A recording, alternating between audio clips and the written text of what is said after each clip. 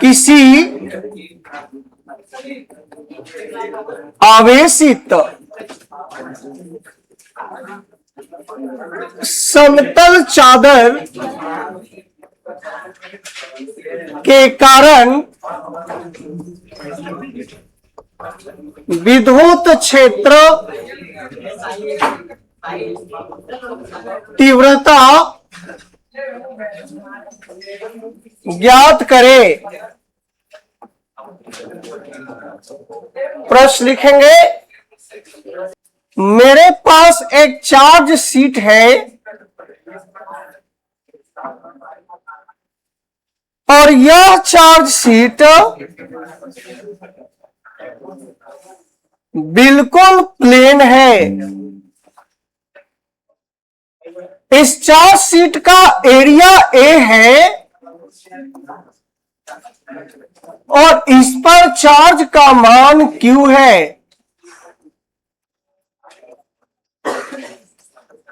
Area A वाले पर charge Q हो, एरिया कितना ए और चार्ज कितना क्यू, तो ऐसी स्थिति में एरिया ए पर चार्ज का मान क्यू हो, तब हम सिग्मा यूज करते हैं। सिग्मा बराबर क्यू बाई ए, याद है क्या? कोई दिक्कत? इसका मतलब कि सरफेस चार्ज डेंसिटी पृष्ठ आवेश घनत्व की बात होगी। कोई दिक्कत क्या? तो हम चुपके से मान लेंगे कि माना कि इस समतल चादर का पृष्ठ आवेश घनत्व सिग्मा बराबर क्यू बाई ए है। चुपके से धीरे से कान में बतिया के बोल देंगे कि इस प्लेन चार्ज शीट का सरफेस चार्ज डेंसिटी कितना है? सिग्मा। अच्छा, सिग्मा कहने से फायदा क्या हो जाता है? सिग्मा कहने से हमें फायदा हो जाता है कि एक ही बार में दो दो चीजें बोल लेते हैं। आप क्यू भी बोल ले रहे हो और ए भी बोल ले रहे हो, नहीं जी? इसीलिए हम लोग सरफेस चार्ज डेंसिटी मान लेंगे एक ही बार में। आपको हमने पढ़ाया है कि जब प्लेन शीट रहेगा तो उसके कारण गॉस प्रमेय जब लगाएंगे तो एक गॉसियन सरफेस चाहिए, बोलो ना। तो प्लेन शीट के कारण गॉसियन सरफेस कैसा बनेगा? सिलेंड्रिकल। कैसा बनेगा? बेलनाकार। पढ़ा तो दिया है कि प्लेन शीट के कारण कैसा बनता है। तो जल्दी से हम सभी लोग एक बेलन बना लेंगे। होगा कैसा? बेलनाकार होगा। ओकरा से कम सीधा थोड़े बनावे आवे हमरा। यह हमारा बेलनाकार होगा। थोड़ा सा ध्यान देना, जब कोई किसी समतल प्लेट को चीरते हुए पार करे, हम क्या बोल रहे हैं? जब कोई बेलन समतल प्लेट को चीरते हुए, तो उसे बेलन न बोल करके एक नया नाम बोलेंगे जिसका नाम है पील बॉक्स। क्या बोल रहे हैं? क्या बोल रहे हैं? पील बॉक्स। क्या बोले?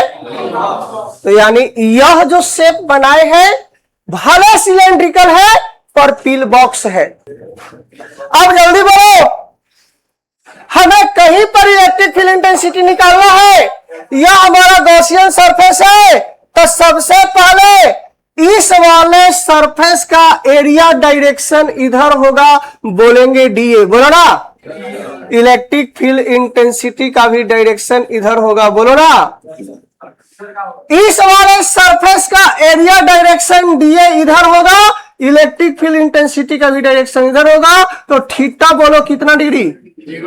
इधर भी थीटा बोलो कितना डिग्री?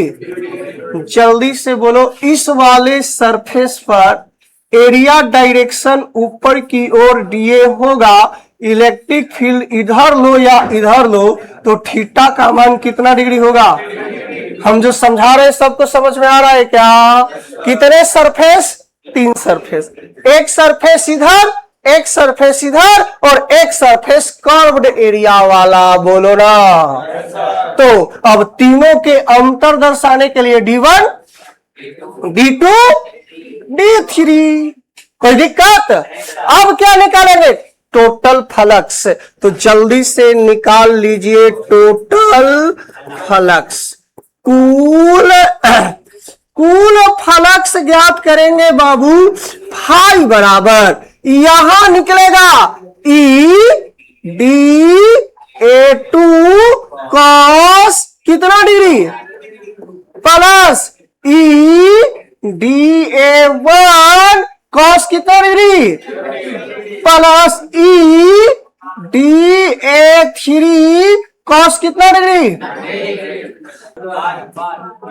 cos 0 का वैल्यू, तो यहां आ गया ED_A2 cos 0 degree ED_A1 plus यहां cos 90 DA3 गुना 0, 0 से कहानी ए जी, बोलो का जी?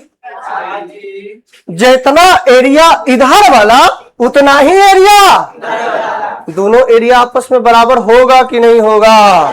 जैसे ही दोनों एरिया बराबर होगा तो हम यहां लिख रहे हैं सिंस DA1 बराबर DA2, दोनों के एरिया आपस में बराबर होगा और इस एरिया को हम A मान लेते हैं, इस एरिया को।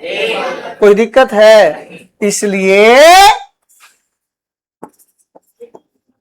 फाई बराबर EDA2 EDA1 बराबर EA प्लस EA। हम जो बोले समझ में आ रहा है सबको?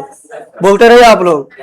DA2 के जगह पर भी A, DA1 के जगह पर भी। ऐसा क्या किया? से मीन्स माना।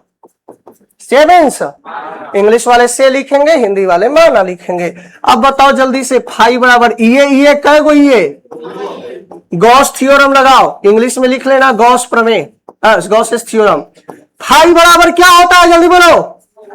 Q बाई, इस फाई के जगह पर Q बाई 2EA। हमको E निकालना है, तो E बराबर ये दोनों नीचे आ जाएगा, Q by epsilon naught 2A। ए जी, Q बाई A को हम पहला ही बोले हैं कि यह सिग्मा है। सिग्मा बराबर Q बाई A के जगह सिग्मा, तो E बराबर